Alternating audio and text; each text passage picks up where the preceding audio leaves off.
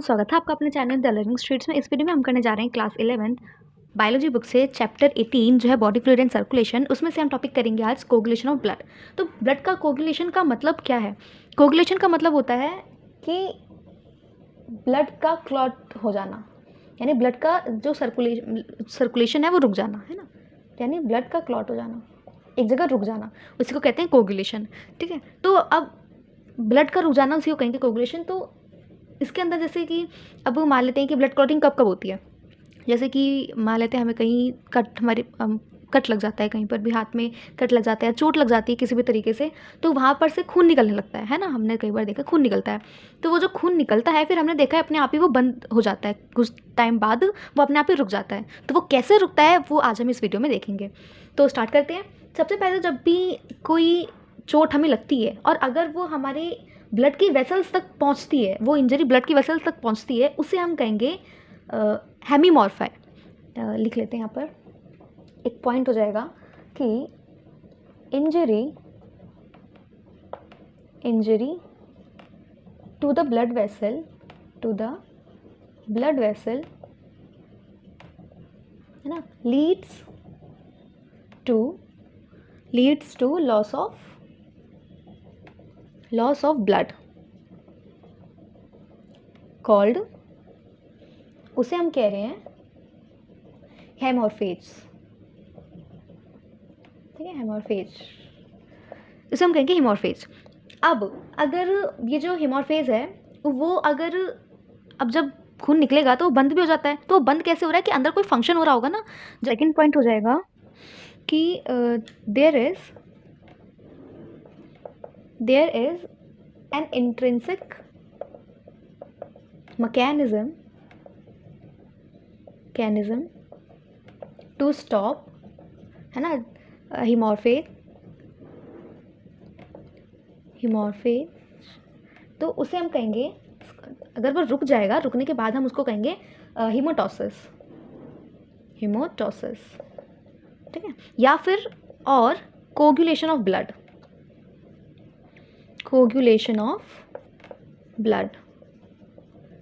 ठीक है, हाँ, तो ये हो गया। अब हमें देखना है कि किस तरीके से, ये तो दो चीज़ें तो हो गई क्लियर। अभी किस तरीके से होता है, क्या क्या प्रोसेस होता है इसके अंदर, क्या क्या किन किन चीज़ों की इन्वॉल्वमेंट की वजह से ब्लड का कोगुलेशन होता है, वो सब चीज़ें अब हम देखेंगे। एक बार इसको रब कर देते हैं। क्लॉटिंग, है ना, ब्लड क्लॉटिंग, ये देखते हैं होती कैसे है। सबसे पहले तो मान लेते हैं कि हमारे कट लगाई कहीं, ठीक है, यहाँ पर मान लेते हैं कि कट लग गया है, ये हमारी स्किन है और यहाँ पर ऐसे करके कट लग गया है। ठीक है, सर के कट लग गया है। तो यहाँ पर होगा क्या कि यहाँ पर क्या हो जाएंगे, अब टिश्यूज़ तो होंगे। टिश्यूज़ कैसे हो जाएंगे? इंजर्ड टिश्यूज़ हो जाएंगे, इंजर्ड टिश्यू, है ना। यहाँ पर टिश्यू कैसे होंगे? इंजर्ड टिश्यूज़ हो जाएंगे। और फिर उसके बाद क्या होगा, पहला ये और दूसरा हो जाएगा जो ब्लड के अंदर, हमें पता है ब्लड के अंदर प्लेटलेट्स भी होती हैं, है ना, तो हो जाएंगे प्लेटलेट्स। अब यहाँ पर क्या होगा, जो ब्लड, जो इंजर्ड टिश्यूज़ होंगे ना, वो रिलीज़ करेंगे, ये क्या करेंगे, रिलीज़ करेंगे क्या, थ्रोम्बोप्लास्टिन। ये रिलीज़ करेंगे थ्रोम्बोप्लास्टिन। और फिर और यहाँ से जो ब्लड के प्लेटलेट्स हैं वो भी रिलीज़ करेंगी क्या, ब्लड की प्लेटलेट्स भी रिलीज़ करेंगी। क्या रिलीज़ करेंगी? ये करेंगी प्लेटलेट्स थ्रोम्बोप्लास्टिन। ठीक है, तो फिर अब यहाँ से ये जो थ्रोम्बोप्लास्टिन है, इंजर्ड टिश्यू वाला, वो क्या करेगा कि अब इसके पास आएंगे कैल्शियम के प्रोटीन आएगा, कैल्शियम। ठीक है, प्रोटीन होगा और यहाँ से भी प्रोटीन आएगा, प्रोटीन होगा, कैल्शियम का प्रोटीन होगा, प्रोटीन में कैल्शियम होगा। अब हमें ये पता है कि अब ये दोनों मिलकर के क्या देंगे हमें, कैल्शियम के प्रोटीन के साथ थ्रोम्बोप्लास्टिन मिलेगा और फिर वो हमें क्या देगा ना, वो हमें देगा प्रोथ्रोम्बिनेज। एक सेकेंड, थोड़ा अच्छे से लिखते हैं इसको, प्रोथ्रोम्बिनेज।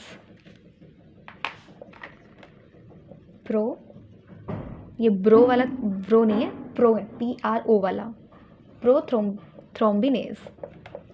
ठीक है, तो ये दोनों मिला करके क्या देंगे, प्रोथ्रोम्बिनेज। अब जो प्रोथ्रोम्बिनेज है ये क्या करेगा कि इसके अंदर अच्छा हमें पता है कि ब्लड के अंदर हेपेरिन होता है। हेपेरिन का काम होता है कि ब्लड को रुकने मतलब क्लॉट नहीं होने देता, हमारे बॉडी के अंदर वेसल्स के अंदर ब्लड को क्लॉट होने से बचाता है ना। तो हेपेरिन का ये काम होता है। लेकिन अब ब्लड के अंदर तो अब इसमें भी तो ब्लड प्लेटलेट्स यानी ब्लड ही है एक तरीके से। तो अब इसमें क्या होगा कि ब्लड, अब यहाँ पर तो हमें ब्लड रोकना है क्योंकि ब्लड तो निकल रहा है, तो हमें ब्लड को रोकना है। तो अब हम इसमें क्या करेंगे कि हेपेरिन तो होगा लेकिन वो इनएक्टिव होगा। तो इनएक्टिव हेपेरिन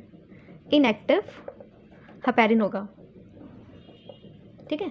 तो वो क्या करेगा, थ्रोम्बिन, अब ये प्रोथ्रोम्बिनेज से बनाएगा थ्रोम्बिन,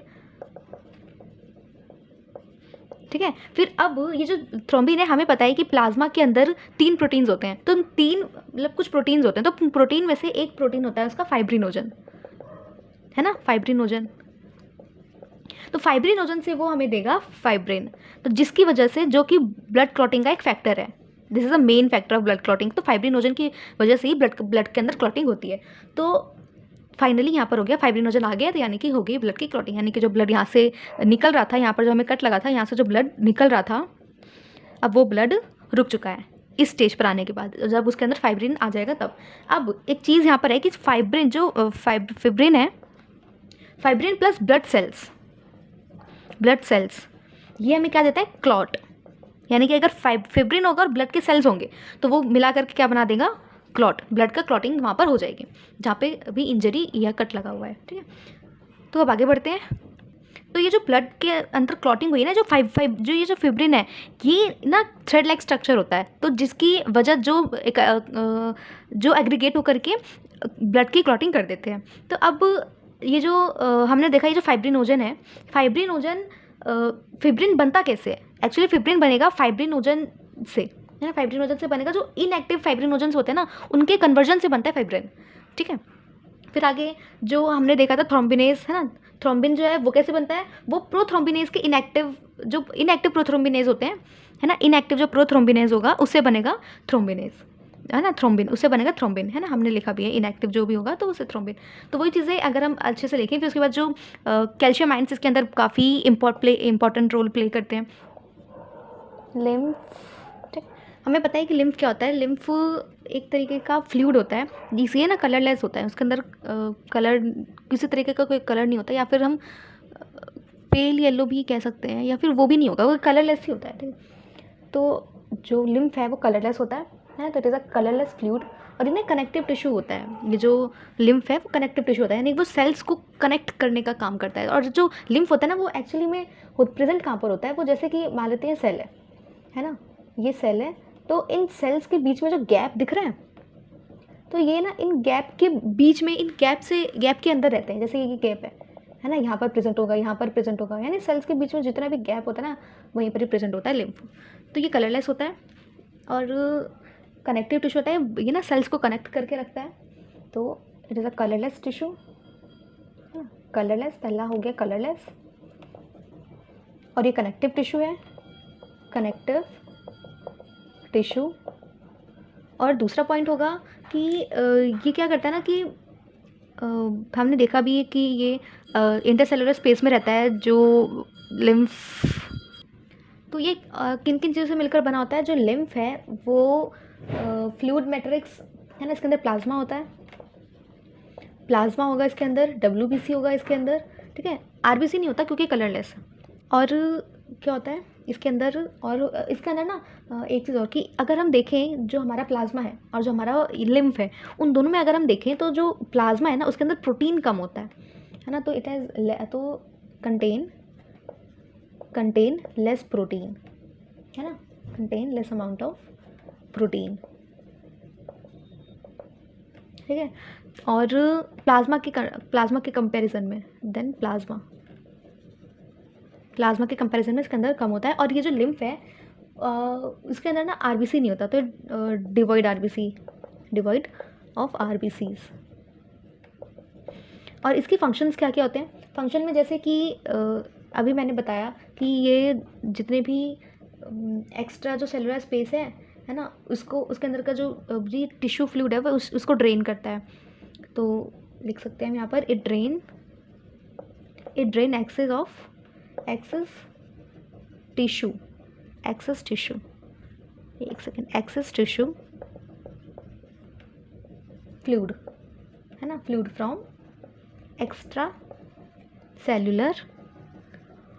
सेलुलर स्पेसेस, है ना, spaces back into the blood. ठीक है।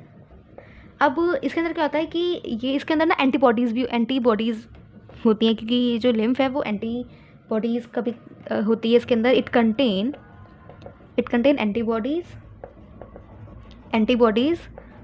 और लिम्फोसाइट्स।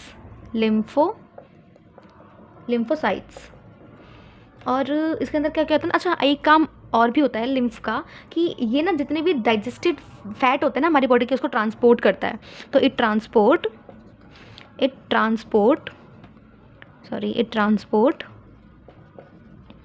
Digested fat.